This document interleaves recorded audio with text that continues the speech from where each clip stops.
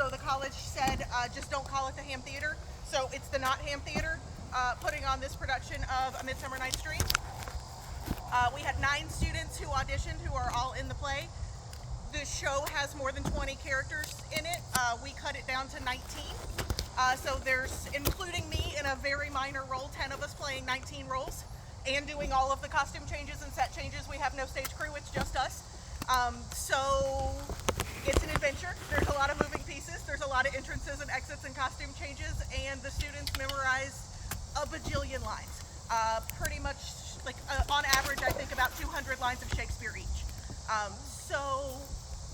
I'm very proud of what we accomplished. We spent about a month working on this. A lot of the students have jobs on top of things and ride buses to get to campus or live on the other side of the city, and we had all kinds of challenges to overcome, but we managed to put it together. We've got a beautiful weekend to be able to share this with you guys.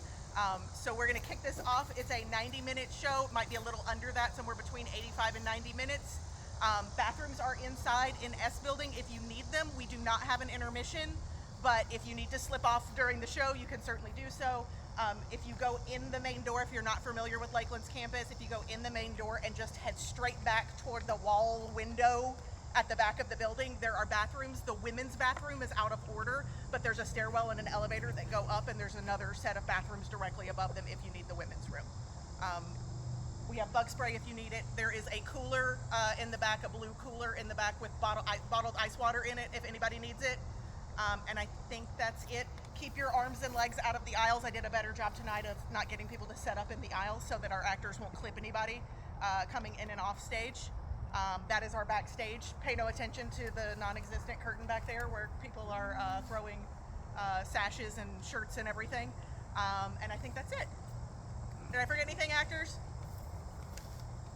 Okay, we will get started as soon as I get rid of these programs. Please enjoy the show. Is she married? Kids?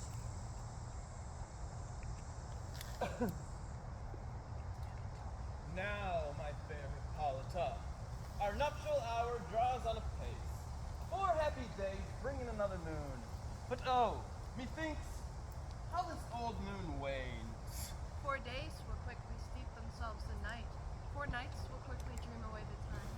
And then the moon, like to a silver bow, new bent in heaven, shall behold the night of our solemnities. Go, Philostrate, stir up the Athenian youth to merriment. Awaken the pert and nimble spirit of mirth. Turn melancholy forth to funerals. The pale companion is not for our pomp.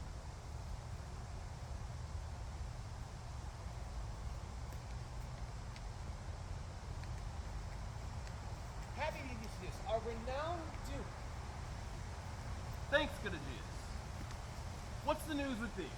Full vexation come out complaining of my child, my daughter Hermia. Stand forth, Demetrius, my noble lord. This man hath my consent to marry her. Stand forth, Lysander, my gracious Duke. This man has bewitched of the bosom of my child. Thou, Lysander, thou hast given her Ryan to interchange love tokens with my child. Thou hast by moonlight at windows sung, inflicted my daughter's heart, and turned her obedience, which is due to me, to stubborn harshness, and my gracious Duke. Be it so, she will not hear you before your consent. Consent to marry with Demetrius. I beg the ancient law of Athens, that she is mine, and I may dispose of her, which I be to this gentleman or to her death, according to our law. What say you, Hermia? Be advised, fair maiden. To you, your father should be as a god, to whom you are but as a form waxed by him, and printed, and within his power to leave the figure or disfigure it. Demetrius is a worthy match for you. So is Lysander. In themselves, they are. But given your father's choice on the matter, you must consider the other the worthier. I know not by what power I'm made bold, but I beseech your grace that I may know the worst that may befall me in this case, if I refuse to wed Demetrius. Either to die the death, or forever abjure the society you know. Therefore, fair Hermia, question your desires. If you yield not to your father's will, you can endure the livery of a nun, to go all your life a barren sister, chanting faint hymns to the cold, fruitless moon. Blessed are they that masters sow their blood, but earthly or happy is the rose plucked. Than that which withering on the virgin thorn grows, lives, and dies in lonely blessedness. So will I grow, so live, so die, your grace, ere I will surrender up myself unto a lordship whose unwished yoke my soul consents not to give sovereignty. Take time to pause. On the next new moon, the joining day betwixt my love and me, you must prepare to die for disobedience to your father's will, or else marry Demetrius as he would, or, on Diana's altar, the promise for error, austerity, and single life. Relent, sweet Hermia, and Lysander, yield thy crazed tale to my certain right. You have her father's love, Demetrius. Let me have Hermia's, and you marry him. Scornful Lysander! Truly heaven of my love, and what is mine shall render him, and she is mine, and all of her I do bestow unto Demetrius. My lord, I am derived as he, as well possessed. My love is more than his. My fortunes every way is fairly ranked, which is more than all these boasts can be. I am beloved of beauteous Hermia. Why should I not then execute my right? Demetrius, I'll avouch it to his face, made love to Nadar's daughter, Helena, and won her soul. And she, sweet lady dolefully dotes in idolatry to this spotted and inconsistent man. I must confess that I've heard so much, and with Demetrius thought to have spoke thereof, but being overfull of self-affairs, my mind did lose it. Demetrius, come. Aegeus, come.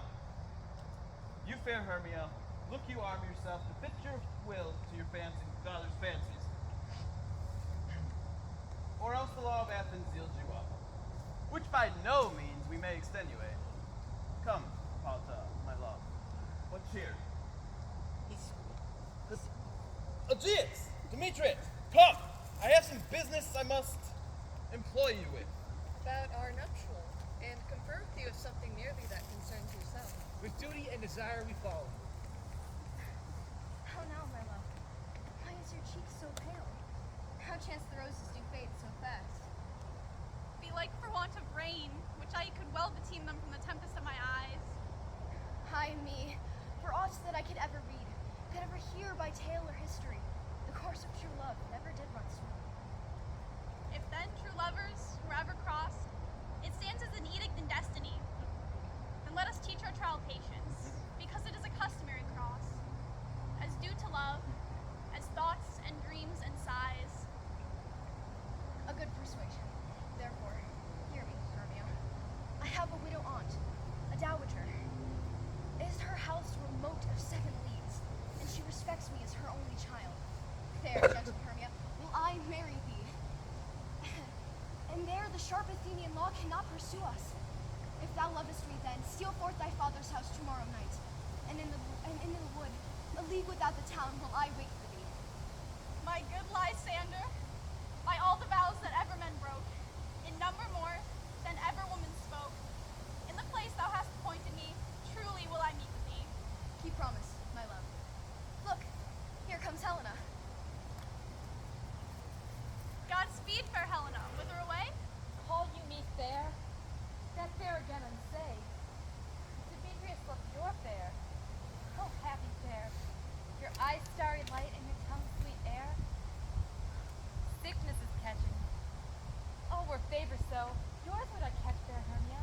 Ere I go, my ear should catch your voice, my eye your eye, my tongue should catch your tongue's sweet melody. Were the world mine, Demetrius being baited, the rest I'd give to be you translated. Teach me how you look and with what art you sway the motion of Demetrius' heart. I frown upon him, yet he loves me still. Oh, that your frowns would teach my smile such skill. I give him curses, yet he gives me love. Oh, that my prayers could such affection move. The more I hate, the more he follows me. The more I love, the more he hated me. His folly, Helena, is no fault of mine. None but your beauty would that fault were mine. Take comfort. He no more shall see my face. Lysander and myself will fly this place. Helen, to you our minds we will unfold. tomorrow night, when the high moon doth toll, the time for lovers' flight she may conceal, and from Athens' gates we devise to steal. And in the place where often you and I, upon faint primrose beds we used to lie, emptying our bosoms of their counsel sweet, there my Lysander and myself shall meet. And thence from Athens we turn away our eyes, to seek new friends in strangers' companies. Farewell, sweet playfellow, pray thou for us, and good luck grant thee thy Demetrius. Keep word, Lysander. We must starve our sight from lovers' food till morrow deep midnight. I will, Hermia. Helen, to you adieu. As you dote on him, Demetrius dote on you.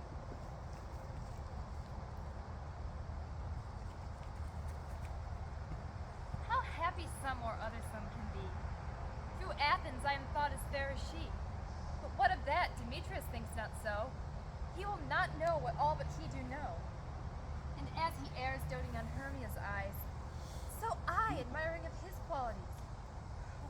Love looks not with the eyes, but with the mind, and therefore is wicked Cupid paid and blind. For ere Demetrius looked on Hermia's eye, he hailed down oaths that he was only mine. And when this hailsome heat from Hermia fell, so he dissolved in showers of oaths did melt. I will go tell him of fair Hermia's flight. Then to the wood will he tomorrow night pursue her. For this intelligence, if I have thanks, 'tis at a dear expense. But here in mean I to reward my pain, to have a sight thither and back again. She remember all that.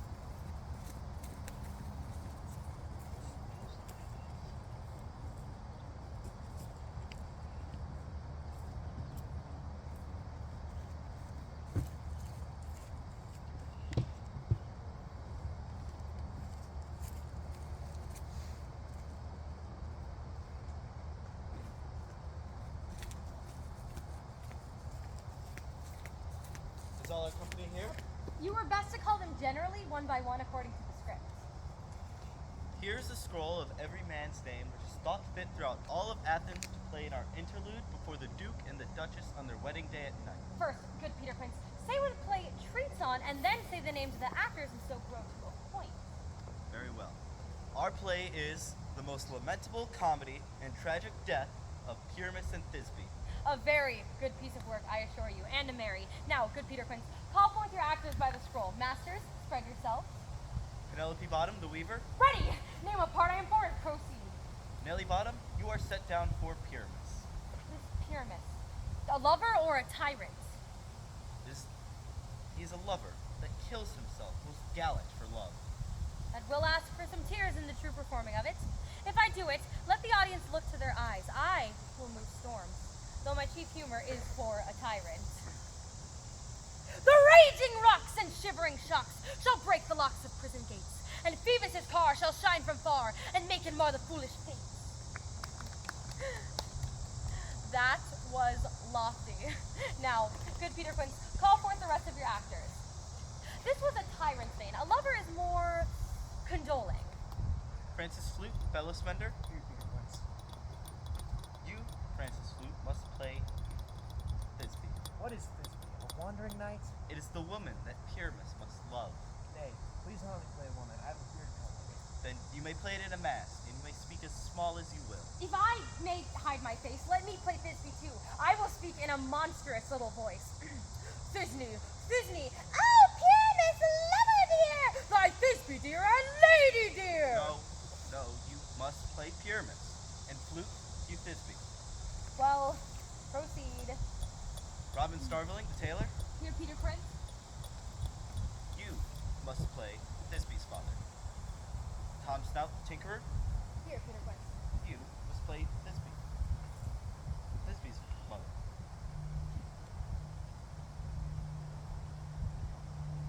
Snug the joiner,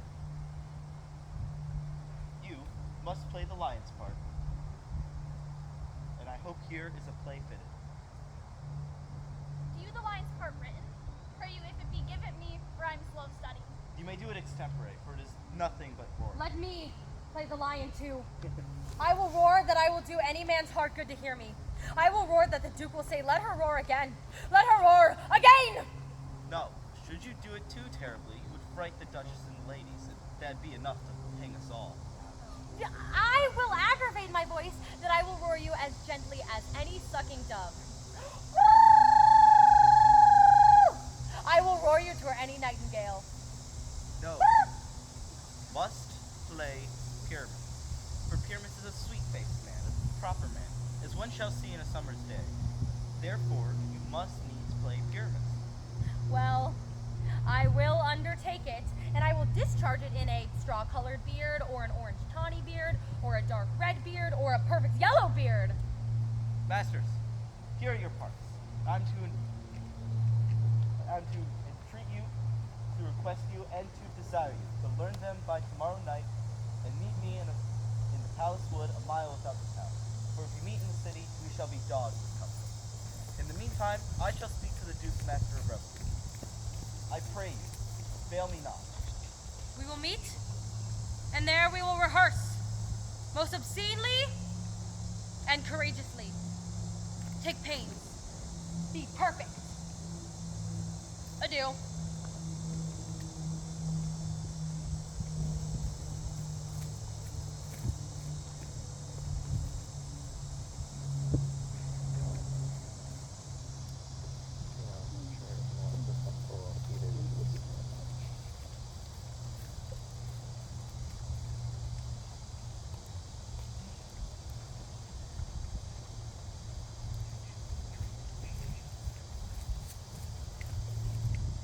How now, fairies? Whither wander you?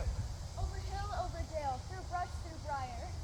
Over park, over pale, through flood, through fire. We do wander everywhere, swifter than the moon's sphere. We serve the fairy queen and plant the dew upon the green. Farewell, thou lob of spirits. We'll be gone. The queen of all the elves comes here anon. The king doth keep his revels here tonight. Take heed, the queen comes not within his sight, for Oberon is passing fell in wrath, as she as her attendant hath a lovely boy, stolen from a human king. Never has she had so sweet a changeling. Jealous Oberon would have the child, knight of his train, to trace the forest's wild, but she perforce withholds the loved boy, crowning him with flowers, and making him all her joy. And so they do not meet in grove nor green, by fountain clear, or spangled starlight sheen, but they do square, and all their elves for fear creep into acorn cups and hide them there. Either I mistake your shape in making quite, or else you are that shrewd and knavish sprite called Robin Goodfellow. Are not you he that frightens the maidens of the village? Those that hobble-goblin call you and sweet puck. You do their work, and they shall have good luck. Are not you he? You speakest aright. I am that merry wanderer of the night. I jest to Oberon and make him smile, when I a fat and bean-fed horse beguile, neighing in likeness of a filly foal. Neigh! Sometimes I lurk in a gossip's bowl, and on her withered dewlap pour the ale. The wisest on, telling the saddest tale, sometimes mistaketh me for a 3-foot stool. Out I slip from her bum, down topples she. But rest, fairies, here comes Oberon. And here my mistress. Oh, that he was gone.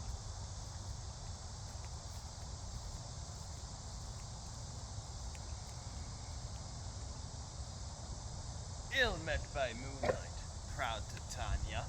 But jealous Oberon, very skip hence. I forsworn his bed and company. Tarry, wrath wanton! Am I not thy lord? Then I must be thy lady, but I know when thou hast stolen away from fairyland. And in the shape of shepherds sat all day, playing on pipes of corn and bursting love to amorous maidens there. Why art thou here?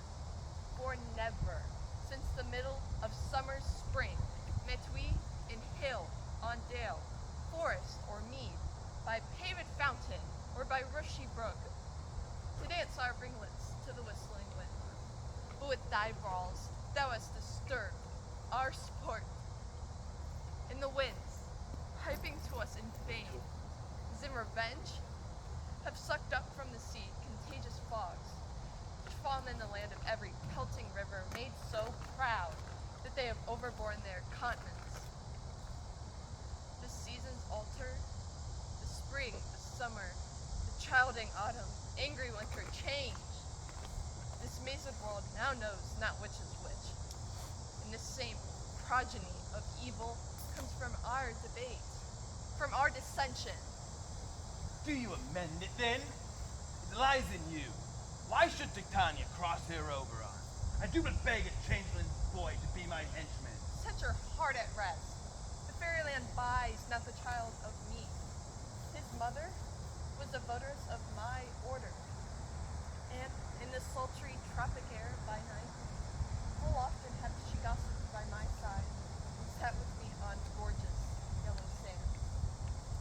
But she, being mortal, that boy did die. For her sake do I rear up her boy, and for her sake I will not part with him. How long this would intend you stay? Perchance till after Theseus' wedding day, you will patiently dance in our round, and see our moonlight revels. Go with us. If not, shun me, so spare your haunts. Give me that boy, and I will go with thee. Not for thy fairy kingdom, fairies away. Shall chide downright if I longer stay. Go thy way then. Thou shalt not from this grove till I torment thee for this injury. My sweet pop, come hither. Dost thou remember the very time I saw what thou could not? Flying between the cold moon and the earth, Cupid, all armed up, a certain aim he took, loosed his love shaft from his bow. It fell upon a little western flower, once milk white, now purple with love's wound. Maidens call it love in idleness. Fetch me that flower. The herb I showed thee once, the liquor of it on sleeping eyes laid, will make it for anyone to madly dote over the next live creature that they see. I'll put a girdle around the earth in 40 minutes. Once I have this herb, I'll wait till Titania is asleep. And then I'll pour the liquor of it in her eyes. The next thing then she waking looks upon, be it lion or bear or fox or meddling monkey or busy ape, she shall fall madly for it. And then, ere I take this charm from off her sight, she shall render up that boy to me.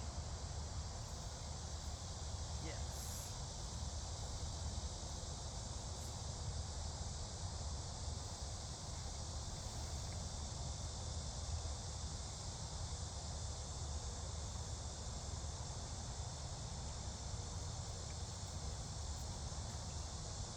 I love thee not, therefore pursue me not.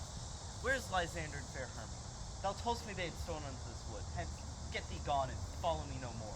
You draw me, you hard-hearted adamant, yet you draw not iron, for my heart is as true as steel. Leave you your power to draw, and I shall have no power to follow you. Do I entice you? Do I speak you fair? Rather, do I not in plainest truth tell you I do not nor I cannot love you? And even for that do I love you the more. I am your spaniel, and Demetrius, the more you beat me, I will fawn on you. Use me but as your spaniel. Spurn me, strike me, neglect me, lose me, only give me leave, unworthy as I am to follow you. What worse a place can I beg in your love than yet a place of high respect for me, but to be used as you use your dog?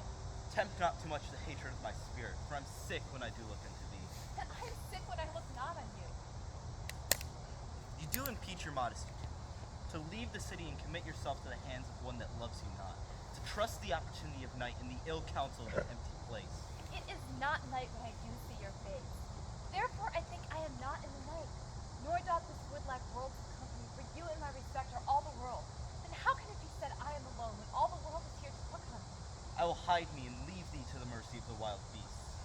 The wildest have not such a heart as you. Run when you will, the story shall be changed. I will not stay thy questions. Let me go. Or, if thou follow me, do not believe but I shall do thee mischief in the wood. I, in the temple, in the town, in the field, you do me mischief.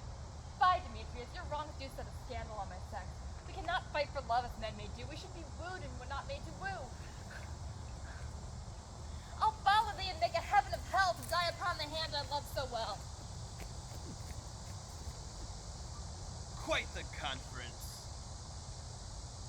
Luckily, I am invisible. Fairly well, nymph.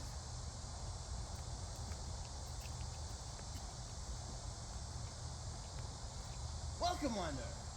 Pass out the flowers there. Aye, there it is. Take thou some of it. Seek about this grove a sweet Athenian lady is in love with a disdainful youth. Anoint his eyes, so that the next thing he espies may be the lady, and that he may doubtfully love her more than her love on him. You shall know the man by the Athenian garments he hath on. Fear not, my lord. Your servant shall do so.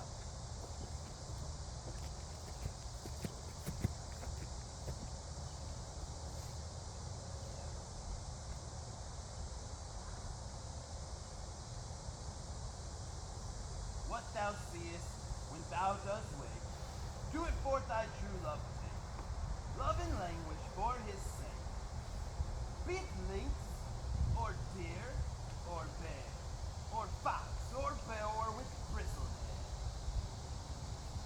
In thy eyes then next appear, when thou awake, it is thy dear. Awake when some vile thing is near.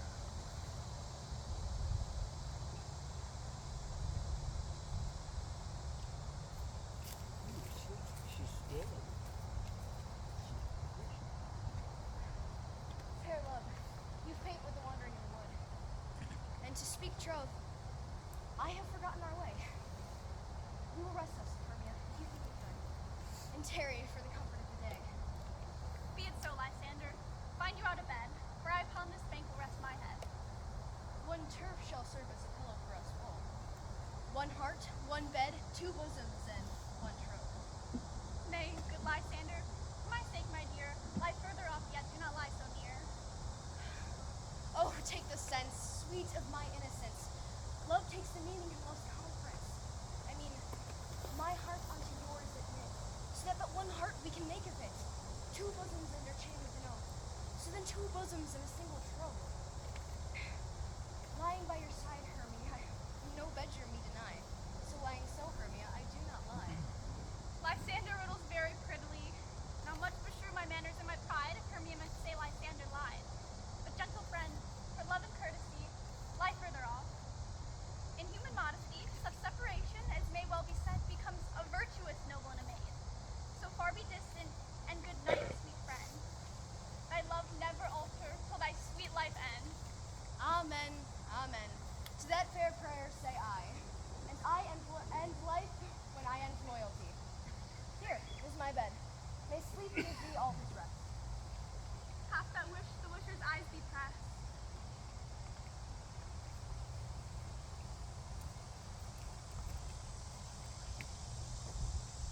Through the forest I have gone, but Athenian found I none, on whose eyes I might anoint this flower's force of love appoint. Night and silence. Who is here? Weeds of Athens he doth wear. It is he, my master said, despised the Athenian maid. And here the maiden, sleeping sound, on the dank and dirty ground. She durst not lie near this black love, this kill courtesy. Churl, upon thy eyes I throw all the power this charm doth owe. So be awake while I am gone, for I must now to Oberon. Stay, do thou kill me, sweet Demetrius. I charge thee hence, and do not haunt me thus. Oh, wilt thou darkly leave me? Do not so. Stay, on thy peril I alone will go.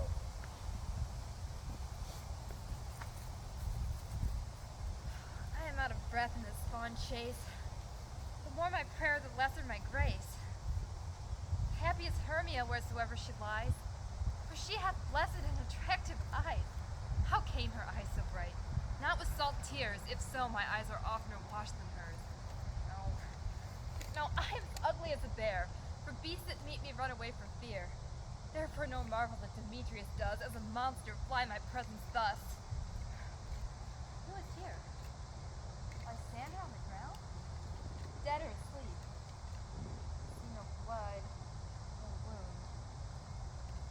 Lysander, if you live, my friend, awake.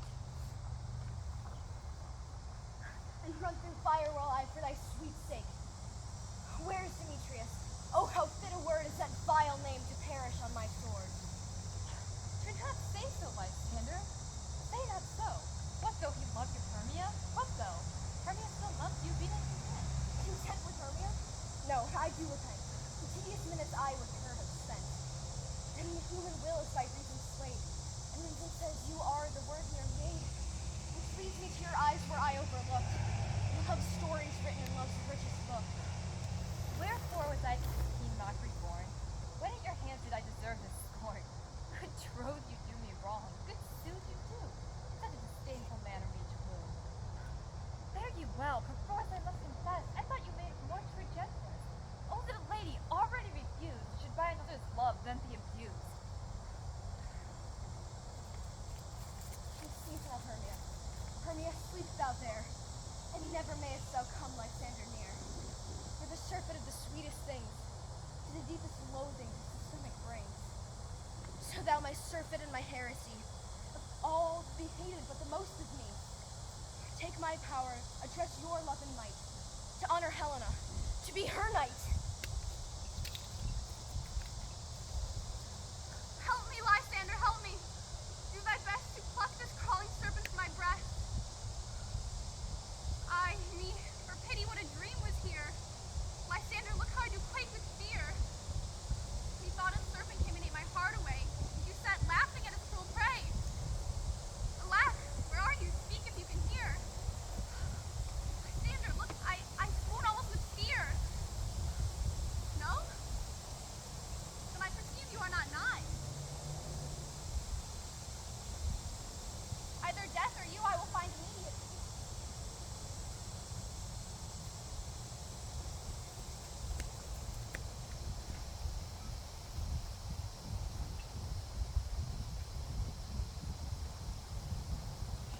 She fell asleep.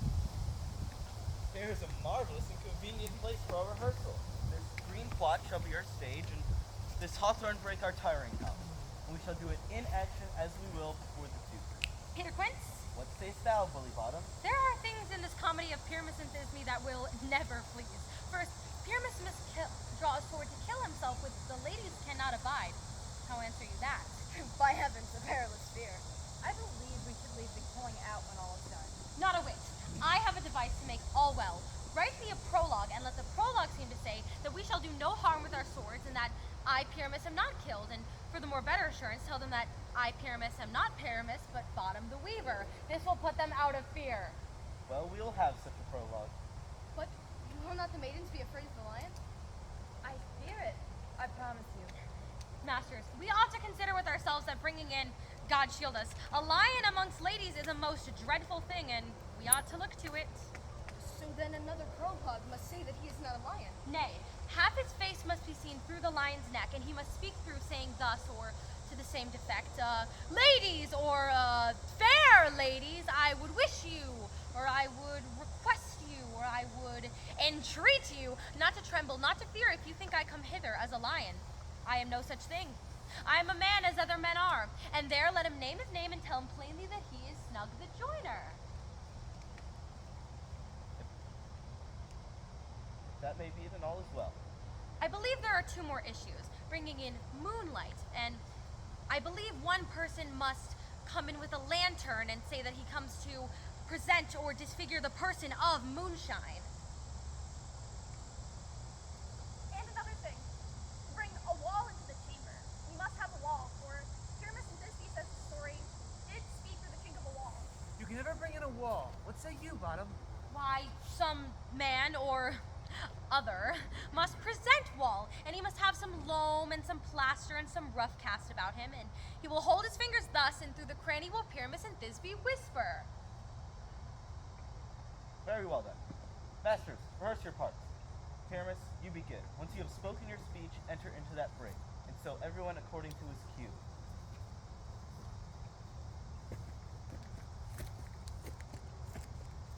What hempen homespuns have we here, so near to the cradle of the fairy queen? What? A play toward? I will be an audience. An actor, perhaps, too, if I see cause. Pyramus, speak. Thisbe, stand forth. Thisbe, the flowers of odious savor sweet. Odors. Odors. Odors savor sweet. So hath thy breath, my Thisbe dear. But hark, stay thou but here a while. I hear a voice, and by the by I will to thee appear. A stranger Pyramus than e'er played here. Must I speak now? Aye, you must, for he goes but to see a noise that he heard. O radius Pyramus, most lily light of hue, like the color red of the rose of the triumphant briar, most frisky juvenile as true as love. I'll meet thee, Pyramus, at Mimi's tomb? Ninus' tomb, man, and like you must not speak that yet. That you answer to Pyramus. Pyramus, your cue is past. It is never tire. As truest horse that yet would never tire. If I were fair Thisbe, I were only thine. Oh, monstrous! Why did they run away? This is a knavery of them to make me afeard. O bottom, thou art changed. What do I see upon thee? What do you see? You see an ass head of your own, do you? Bless thee, bottom, bless thee, thou art translated. I see their knavery. This is to make an ass of me, to frighten me if they could. But I will not move from this place, do what they can. I will walk up and down, and I will sing, so they will hear that I am not afraid. The ousel cock so black of hue with orange and tawny bill, the throstle with his note so true, the wren with little quill, What angel wakes me from my flowery bed? the finch, the sparrow, and the lark, the plain song cuckoo gray, with note full many a man doth mark, and dares not answer nay. Nay! Nay! Nay! I pray thee, gentle mortal, sing again. Mine ear is much enamored to thy note, so is mine eye enthralled to thy shape.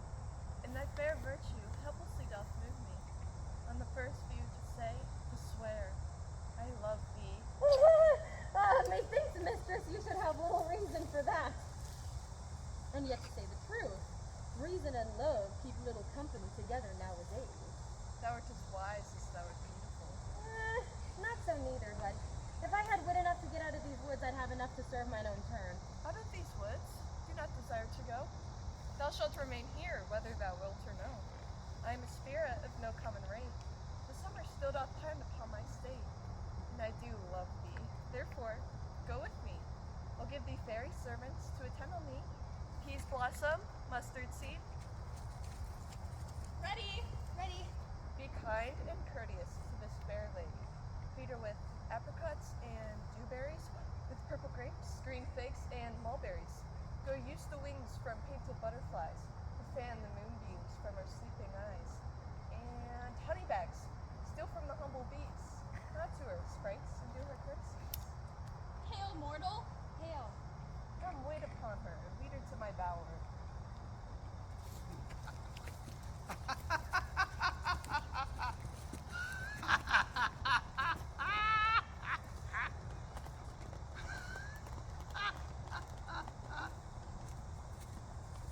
I wonder if Titania be awake.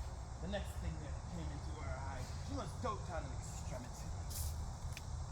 How now, mad spirit? What night rule about this haunted grove?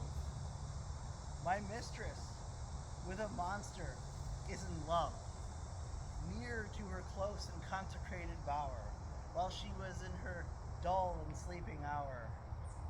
A crew of homespuns, rude mechanicals, that work for bread upon Athenian stalls, were gathered here to rehearse a play for great Theseus' nuptial day, when the shallowest thickskin of their sort, Pyramus presented in their sport, forsook her scene and entered in a break. At this advantage I did her take. An ass's knoll I fixed upon her head, anon the Thisbe to be answered. And forth my mimic comes, and when her spy, at her sight away her friends did fly, I led them on in this distracted fear, and left sweet Pyramus translated there. When in this moment it so came to pass, Titania waked, and straightway loved an ass. This falls out better than I could devise. But hast thou yet doused the Athenians' eyes, as I did bid thee do? I took them sleeping. That is done too. And the Athenian maiden by his side, at whose force she must be eyed. Stand aside. This is the same Athenian. This is the woman, but not this the man. Oh, why rebuke him that loves you so, to lay breath so bitter on your bitter foe? Thou I but chide, but I should use thee worse. But thou, I fear, hast given me cause to curse. If thou hast slain my sander in their sleep, being o'er shoes in blood, plunge in the deep and kill me too. The sun was not so true unto the day as them to me. But they have stolen away from sleeping Hermia? It cannot be but thou hast murdered them. And so should the murderer look, so dead, so grim. And so should the murdered look, so should I. Pierced through the heart by your stern cruelty, yet you, the murderer, look as bright, as clear, as yonder Venus in her glimmering sphere. What's this to Lysander? Where are they? Ah, good Demetrius, I pray you give them me. I had rather give their carcass to my hounds. And hast thou killed them sleeping? Oh, brave touch! Could not an adder snake do so much? You spend your passion on misprised me. I'm not guilty of Lysander's blood, nor are they dead, for aught I can tell. I pray you then, tell me that they are well. And if I could, what should I get there for? No privilege never to see me more. There's no following her in this fierce vein. Here, therefore, for a while I shall remain. What hast thou done? Thou hast mistakest quite, and placed the love juice on some true love's sight. Of thy confusion must perforce ensue a true love turn and a false turn true. Then fate o'errules, that one youth holding troth, a million fail, confounding oath on oath. About the wood, go swifter than the wind. Of Helena of Athens, look thou find by some illusion, bring her here. I'll charm his eyes before she doth appear. I go, look how I go, faster than arrow from sweet Cupid's bow.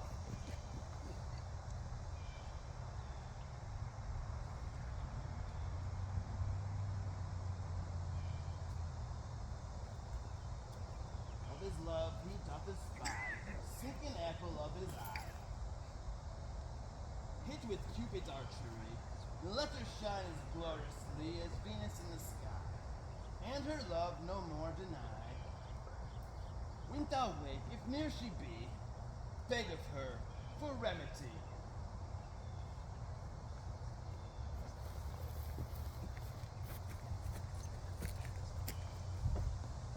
Captain of my fairy band, Helena is close at hand, and the youth mistook by me, begging for a lover's fee.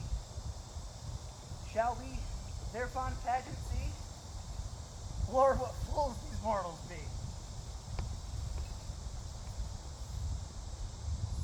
Stand aside, the noise they make will cause Demetrius to awake. Will two at once woo one? That alone must needs be a sport. And these things do best please me, that befall preposterously. How can these things in me seem scorn to you, bearing the badge of fate to prove them true? You do advance your cunning more and more. These vows are Hermia's. Will you give her ore? I had no judgment unto her, I swore. Nor none in my mind. Now you give her ore. Demetrius loves her. He loves not you. Oh, Helena, goddess, nymph, perfect divine, to what, my love, shall I compare thine eyne? Crystal is muddy, how ripe and show thy lips, those kissing cherries, tempting grow. Oh, spite! Oh, help! I see you all are bent to set against me for your merriment. You were civil in your courtesy, you would not do me this much injury. Can you not hate me as I know you do, but you must join in souls to mock me too? Bow and swear and overpraise my parts, but I am sure you hate me with your heart. You both are rivals, and you love Hermia, and now both rivals to mock Helena. Demetrius, you are kind. Be not so, for you love Hermia. This you know I know. And here, with all goodwill, with all my heart. And Hermia you up my part, and in yours to Helena's to me bequeath, whom I do love and will do till my death. Never did mockers waste more idle breath. Lysander, keep thy Hermia, I will none. If e'er I loved her, that love is gone. My heart to Hermia's traveled sojourn, and to Helen it is home returned, there to remain. Helen, it is not so. Disparage not the faith thou dost not know, lest to thy peril thou abide here. Look where thy love comes, yonder is thy dear. Mine eye, by mine eye, Lysander, you're not found. My ear, I thank you, brought me to thy sound. But why unkindly didst thou leave me so? Why should one stay, whom love doth press to go? What love could press Lysander from my side? Lysander's love would not let them bide. To more Helena, who more engilds the night, of all yon fiery stars and eyes of light. Why seekest thou me? Cannot this make thee know? The hate I bear for thee made me think thee so. You think not as you speak, it cannot be. Lo, she is one of this confederacy. I perceive they've conjoined all three to fashion this false sport in spite of me. Injurious Hermia, most ungrateful maid, have you conspired? Have you with these contrived to bait me with this foul religion? Is all the counsel that we two have shared the sisters' vows? Oh, is it all forgot? Will you rent our ancient love asunder to join with them in scorning your poor friend? I am amazed at your passionate words. I scorn you not, it seems that you scorn me. Have you not set Lysanders in scorn, follow me and praise my eyes and face?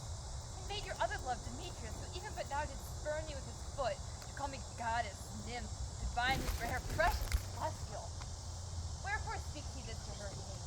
And wherefore doth Lysander deny your love so richly to their soul, and tender me forsooth affectionate? By your setting on, by your consent. I understand not what you mean by this. Aye, do continue counterfeit sad looks. Make mouths upon me when I turn my back, wink at each other and hold the sweet jest up. This sport well carried shall be chronicled. But fare you well, 'tis partly my own fault, which death or absence soon shall remedy. Helen, I love thee, by my life I do. I swear by that which I will lose for thee, to prove them false that says I love thee not. I say I love thee more than they can do. If thou says so, then fight and prove it to. Quick, come! Lysander, where to tends all Away, this? you battle axe! What change is this, sweet love? Thy love out homely harpy out loathe medicine hated potion hence. Do you not jest? Yes, sooth, and so do you. Am not I Hermia? Are not you Lysander? I am as fair now as I was erewhile. Since not you loved me, yet since not you left me. Why then, in earnest shall I say, did you leave me? Aye, by my life, I never did desire to see thee more. Span of hope, of question, of doubt. Be certain, nothing sure, 'tis not just that I hate thee, and love Helena. Oh, me! You juggler! You canker blossom! You thief of love! What, have you come in the night and stolen my love's heart from them? Have you no modesty, no maiden shame, no touch of bashfulness? What, will you tear impatient answers from my gentle tongue? Fie! Fie, you counterfeit, you puppet, you! Puppet? Why so? Aye, that way goes the game. Now I well perceive that she hath made compare between our stats, and with her personage, her tall personage, she hath prevailed with them. And are you grown so high in their esteem because I am so little and so low? How low am I, thou painted maypole? How low am I? Speak! I am not yet so low, but that my hand can reach into thine eye. Pray you, gentlemen, though you mock me, let her not strike me. You may perhaps think because she is something lower than myself that I can match her. Lower, hark again. Good Hermia, do not be so bitter with me. I evermore did love you, Hermia, ever did keep your counsel, never wronged you. Save that in love unto Demetrius, I told him of yourself unto this wood. He followed you, out of love I followed him, but he hath chid me hence and threatened to strike me, spurn me, nay, to kill me too. And now, so you will let me quiet go, to Athens I will bear my folly back and follow you no further. Let me go. Why get you gone? Who is that hinders you? A foolish heart that I leave here behind. What, with Lysander? With Demetrius. Be not afraid, Helena. She shall not harm thee. When she's angry, she is keen and shrewd. She was a vixen when she went to school. Though she be but little, she she is fierce. Little? Nothing but low and little. Why will you suffer her to flout me thus? Let me come to her. Get you gone, you dwarf of minimus, not grass maid, you bead, you acorn! You are too officious on behalf of her that scorns your services. Speak not of Helena, take not her part. If thou thinkest right, then test who is thine or mine and most in Helena. I will go with thee. Mistress, all this coil is long of you. Nay, go not back. I no longer trust you. I will not stay in your cursed company. Your hands and mine are quicker for a fray. My legs are longer, though, to run away. I am amazed and know not what to say. She's good at this. This is thy negligence. Still thou mistakest, or else committest thy knaveries willfully. Believe me, Lord of Shadows, I mistook. Did you not tell me that I would know the youth from the Athenian garments they had on? And so far blameless proves my enterprise, that I have anointed an Athenian's eyes. Although I am glad it did so sort, as this their jangling I esteem sport. Thou seest these lovers seek a place to fight. Hie, therefore, Robin. Overcast the night.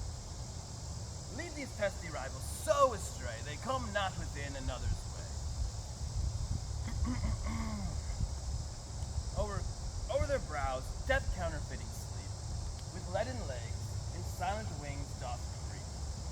Take this herb, crush it in Lysander's eyes, whose liquor's virtuous property will take all air hence caused this night, and make him see with natural sight. While I did be do employ, I'll to my queen and beg her changeling boy. Up and down, up and down.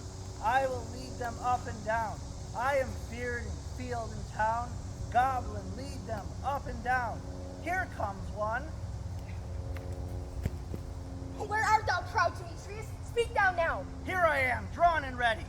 I will be with you straight. Follow me to plainer ground. Lysander, speak again. Thou run away, thou coward, art thou fled? Thou coward, do thou braggest to the stars, yelling at the bushes that thou seekest wars? Art thou there? Follow my voice if you dare.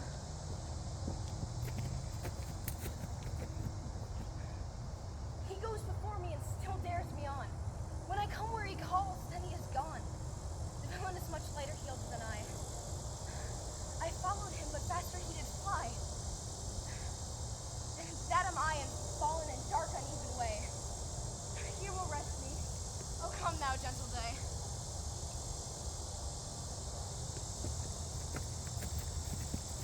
Thou runnest before me, shifting every place, but darest not stand or look me in the face. Come hither, I am here. Nay then, thou mockst me.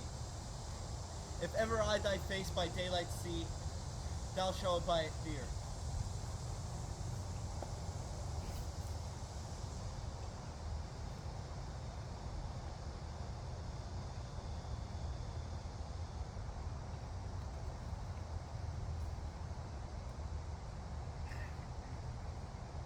A weary night. A long and tedious night. And sleep that sometimes shuts up sorrow's eye. Steal me a while from mine own company. And yet but three, come one more. 2 and 2 doth make up 4. Here she comes, all cursed and sad. Cupid is a knavish lad, all to make poor humans mad. Never so weary, never so in woe. I can no further crawl, no further go. Here I will rest me till the break of day. Heaven shield Lysander if they meet a fray. Sleep sound on the ground, I'll apply to your eye gentle lover remedy. When thou wakest, thou takest true delight in the sight of your former lady's eye. How does Ren walk with those shoes?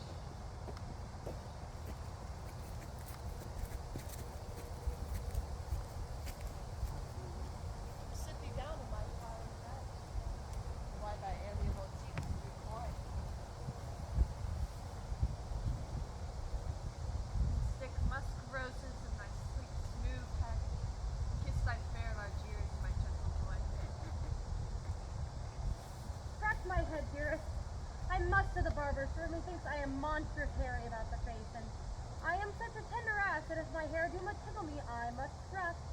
Oh, say, sweet love, what thou desirest to eat. I can munch some good dry oats. Methinks I have a great desire to a bottle of hay. Good hay, sweet hay, hath no equal. Pray, let none of your people stir me. I have an exposition of sleep upon me. Oh, sleep, sweet love, and I will wind thee in my arms. Oh, how I love thee, how I dote on thee. Welcome, good Robin. For dotage I do now begin to pity. The late of last night we fell out behind the wood, and did upgrade. And I, at my pleasure, taunted her for rounding her hairy temples with a coronet of fresh and fragrant flowers. She did but beg my patience, which I did not give until she offered up the changeling child. Now I have the boy, I shall undo this blight upon her eyes.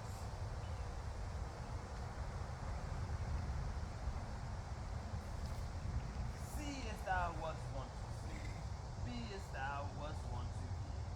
Now, Titania, wake my sweet queen. Oh, Oprah, what visions have I seen? I thought I was enamored of an ass. There lies your love.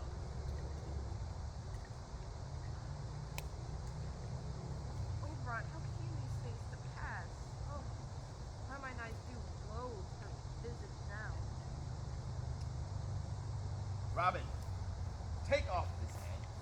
When thou wakest, with thine own fool's eyes peep.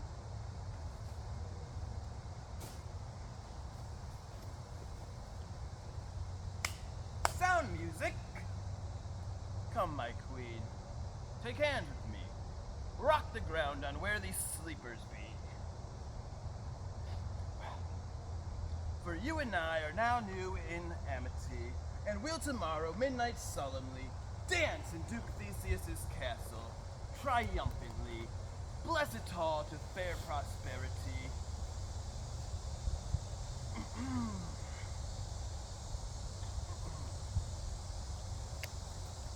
And where the new fair lovers shall be wedded with Theseus on his wedding day, all in jollity. Fairy King, attend and mark. I can hear the morning lark.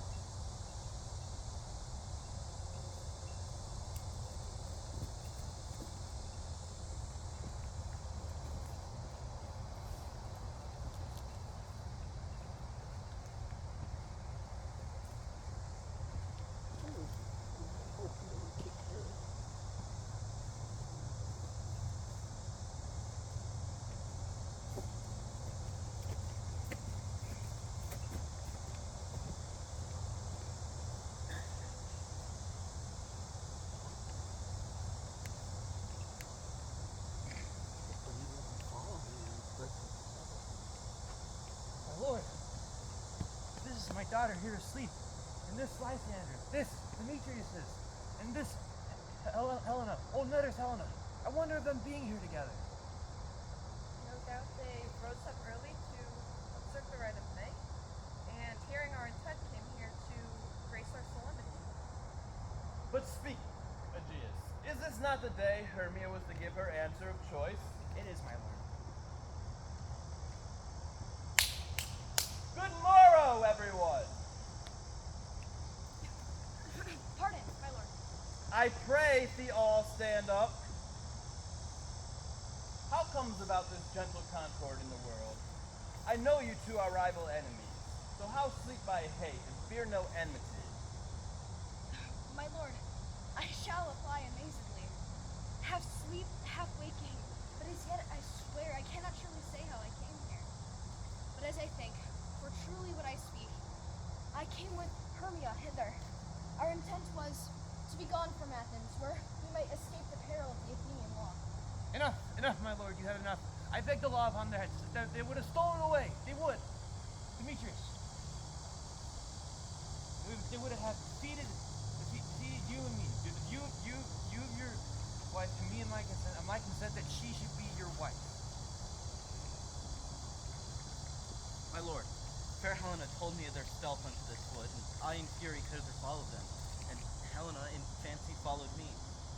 And my good lord, I know not by what power it is, but some power it is. My love for Hermia has melted like the snow, and seems to me like the remembrance of an idle dream. My heart now belongs to Helena. But, like in sickness, I did loathe this food, but as in health, come to my natural senses. And now I long for it, desire it, and forevermore will be true to it.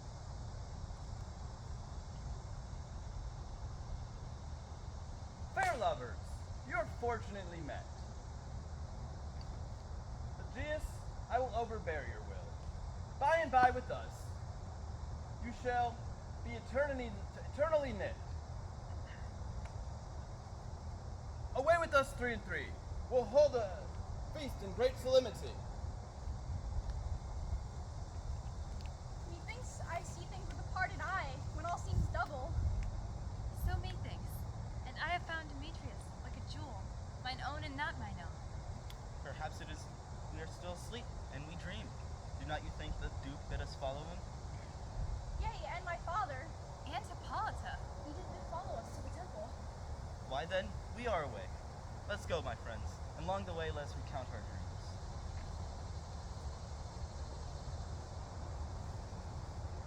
Who is that boy? When my cue comes, call me, and I will answer. My next is Most Fair Pyramid. Is she like him? Hello, Peter Quince. Who's the bellows mender? Snout the tinker? Starveling the... Gods, my life, stolen hence and left me asleep. I have had a most rare vision. I have had a dream. Past the wit of man to say what that dream was. But man is but an ass if he goes about to expound his dream. Methought I had... There is no man to say what methought I had. Thought I was... Man is but a damned fool if he goes about to explain what methought I had. I will get Peter Quince to write a ballad of this dream, and it will be called Bottom's Dream, because it hath no bottom. And I will sing it before the Duke!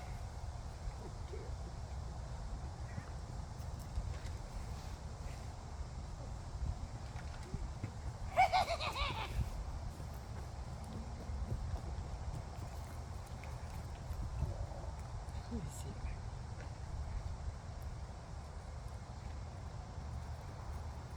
That's cute.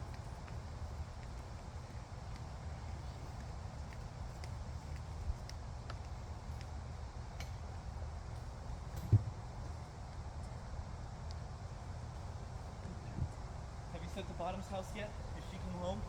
She cannot be found. Out of doubt, she is translated. If she not come, then the play is marred. It goes not forward, doctor. Nay, there's no one in all of Athens able to discharge Pyramus but she. She has the best wit of any actor in Athens. Yea, and the best person too. She's a very paramour for a sweet voice. We must say Paragona. Paramour is, God bless us, something is not. Masters, the Duke has come from the temple, and there are 2 or 3 lords and ladies more married. If our sport had gone forward, we would all be made men. Oh, sweet bully Bottom. If the Duke had not given her 6 pence a day for playing Pyramus, I'll be hanged. She would have deserved it. Where are these lads? Where are their hearts? Oh, most glorious day, most happy hour! Masters, I am to discourse wonders, but ask me not for what, for if I tell you, I am no true Athenian. I'll tell you everything right as it fell out. Tell us, sweet bottom. Not a word from me. All that I will tell you is that the Duke hath died. Get your apparel together. Good strings to your beards, new ribbons to your pumps. Every man meet presently at the palace and look o'er his part. For the short and the long is, our play is preferred. And most dear actors, Eat no onions or garlic, for we are to utter sweet breaths, and I have no doubt that I will hear them say that it is a sweet comedy. No more words. Away! Go away!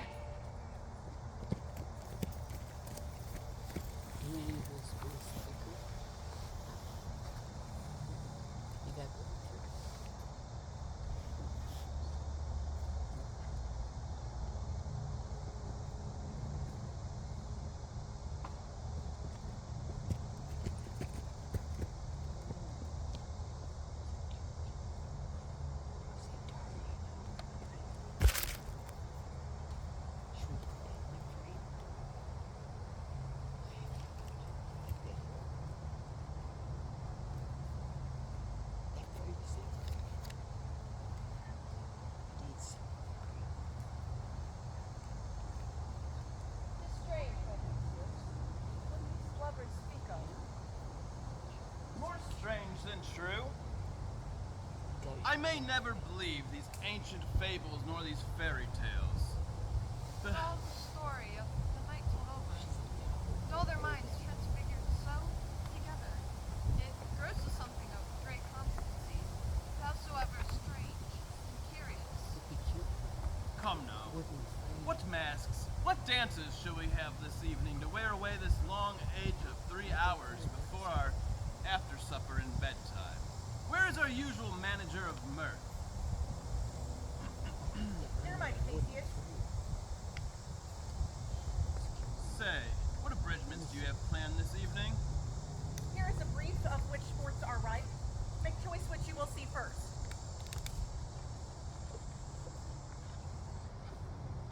The battle with the centaurs, to be sung by an Athenian eunuch to the harp. Well, none of that. The riot of the tipsy bacchanals, tearing the Thracian singer in their rage? That is an old device. A tedious brief scene of young Pyramus and his love Thisbe. Very tragical mirth.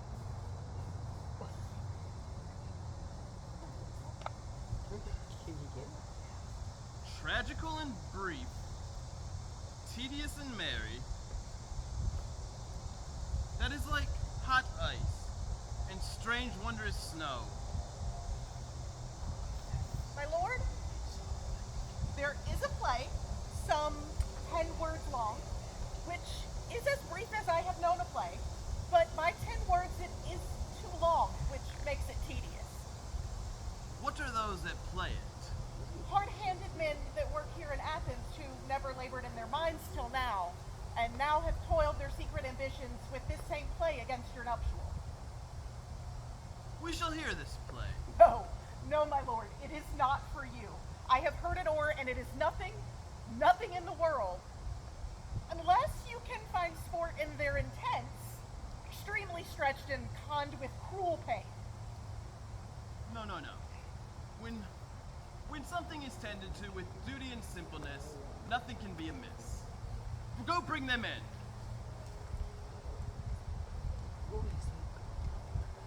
I love not to see simpleness o'ercharged and subjects in their service set to fail. You shall feel no such thing, my love. She says they can do nothing in this time. The kinder we are to give them thanks for nothing. Your noble majesty, the prologue is addressed. If we offend, it is with our good will that you should think we come not to offend, but with good will, to show our simple skill, that is the true beginning of our end. Consider then we come but in despite. We do not come minding to contest you. Our true intent is, all for your delight, we are not here, that you should hear repentant. The actors are at hand, and by their show you shall know all that you are like to know. His speech was like a tangled chain. Nothing impaired, but all disordered. Indeed, he had played on his prologue like a child on a recorder. The sound, but not in government. Gentles, perchance you wonder at the show, but wonder on till truth make all things plain. This man is Pyramus, but if you should know, this beauteous lady Thisbe is certain. This man with lime and rough cast doth present a wall, that vile wall which did these lovers sunder, and through wall's chink poor souls they are content to whisper, at which let no man wonder. This man with lantern, dog, and bush of thorn presenteth moonshine. For if you will know, by moonshine do these lovers think no scorn to meet at Ninus' tomb, there to woo. This grisly beast, which Lion is by name, the trusty Thisbe coming first by night did scare away, or rather did affright. And as she fled, her mantle did fall, which Lion vile with bloody mouth did stain. Anon comes Pyramus, sweet youth and tall, and finds his trusty Thisbe's mantle slain, whereat with blade and bloody blameful blade he bravely broached his boiling bloody breast, and Thisbe, tarrying in mulberry shade, his dagger drew and died. For all the rest, let Lion, moonshine, wall, and lovers twain at large discourse, while here they do remain.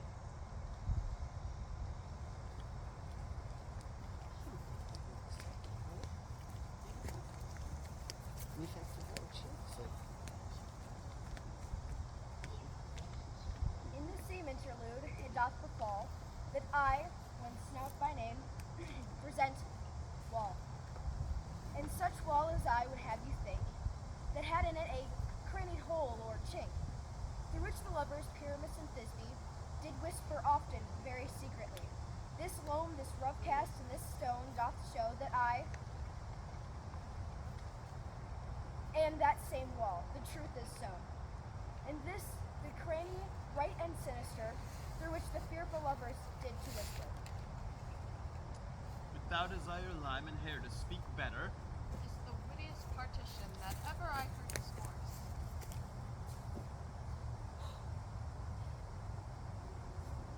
O grim-looked night! O night with hue so black! O night which ever art when day is not! O night, O night! Alack, alack, alack! I fear my Thisbe's promises forgot. And thou, O wall, O sweet and lovely wall, that standest between her father's grounds and mine. Thou wall, O sweet and lovely wall. Weepy dear. Show me thy chink so I can blink through with mine eye. Thanks, courteous wall. Jove shield thee well for this. But what see I? No Thisbe do I see. O wicked wall, through whom I see no bliss. Curse be thy stones for thus deceiving me. Ah! methinks being sensible, the wall should curse again. No, in truth, sir, he should not. Deceiving me is Thisbe's cue. She is to enter now, and I am to spy her through the wall. You will see, it will fall pat as I told you. Yonder, she comes. Oh, wall, thou's oftenest heard my moans, departing my even my fear Pyramus. But limestone and herring and up. Now will I to the wall to see if I can hear my Thisbe's voice. Thisbe! My love, I think. Think what thou wilt. I am thy lover's grace. Oh, kiss me through the hole of this vile wall. I kissed the wall's hole, but not your lips at all. Wilt thou at Ninny's tomb meet me straight away? Tide life, tide death. I come without delay.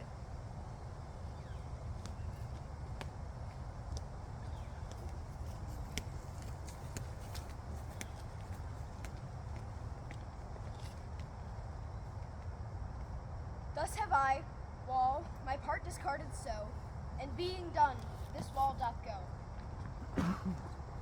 This is the silliest stuff that ever I heard. It is not that bad if thou use their imagination to mend it. It must be your imagination then, not theirs. Here comes two noble beasts, a man and a lion.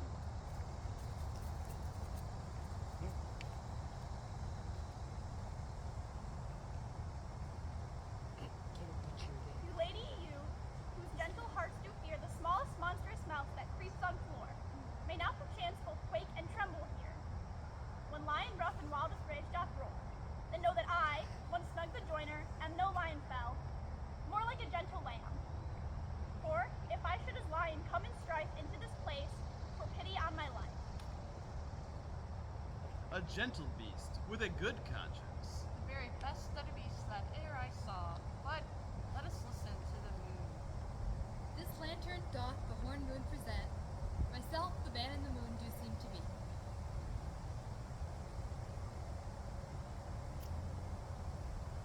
All I have to say is to tell you that the lantern is the moon, I the man in the moon, this dog my dog, and Gormush my Gormush.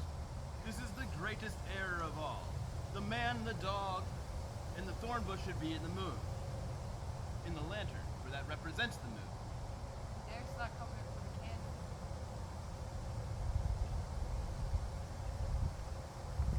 But silence. Here comes Thisbe.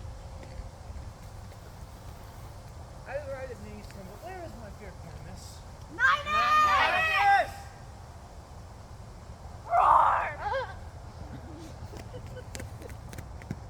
Well roared lion. Well moused, Thisbe. Well shown moon. Truly, moon shines with such good grace. Then came Pyramus.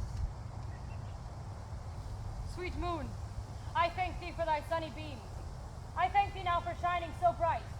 For by thy gracious golden glittering gleams, I trust to take the truest Thisbe sight.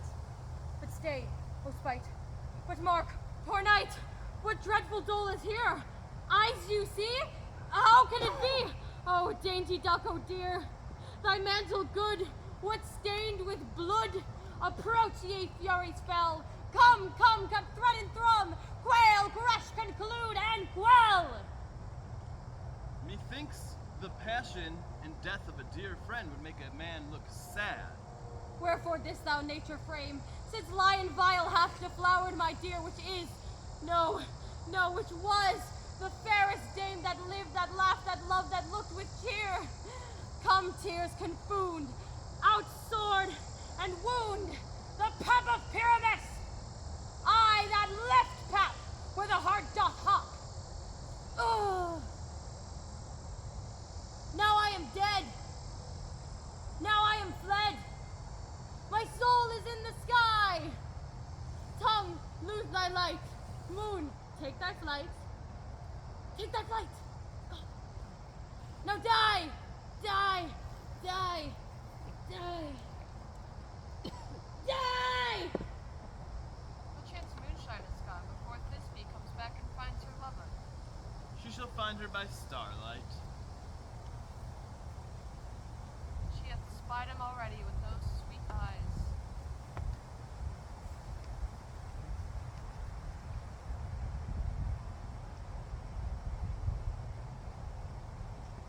Asleep! Asleep, my love? What dead? Dead, my dove? Oh, Pyramus, arise! Speak, quite dumb. Dead. A tomb must cover thine sweet eyes. These lips, this cherry nose, these yellow pouted cheeks are gone. Lovers make moan. His eyes were green as leeks. Oh, sisters three, come to me with hands as pale as milk. Lay them in gore, since you have shore, who shares the start of silk. Come, trusty sword, come, blade, my breast imbrued. Oh! And farewell, friends, thus Thisbe ends. Adieu, adieu, adieu. Oh. Moonshine and lion are left to bury the dead. Aye, and wall too. No, I assure you the wall that parted their fathers is down. Would it please you to see the epilogue or to hear a ballad? No, I pray you. Please, no epilogue. For there is no excuse, never excuse. For there is none to be blamed when all the players are dead. If the writer had played Pyramus himself and died, it would have been a fine tragedy. Thus, you are all truly and notably discharged. Yippee! The iron tongue of midnight hath told woe. To bed. This is almost fairy time.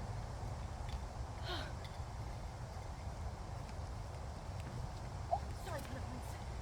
Thank you. Thank you.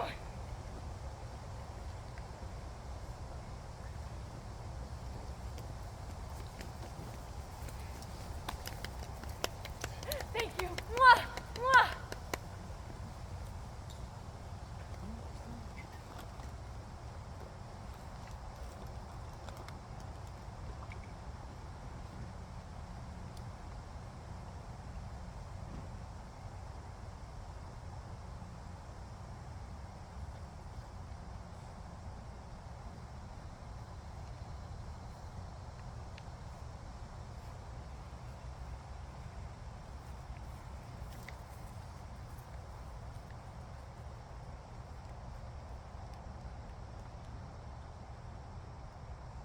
If we shadows have offended, think but this, and all is mended, that you have but slumbered here, while these visions did appear, and this weak and idle theme, no more yielding, but a dream.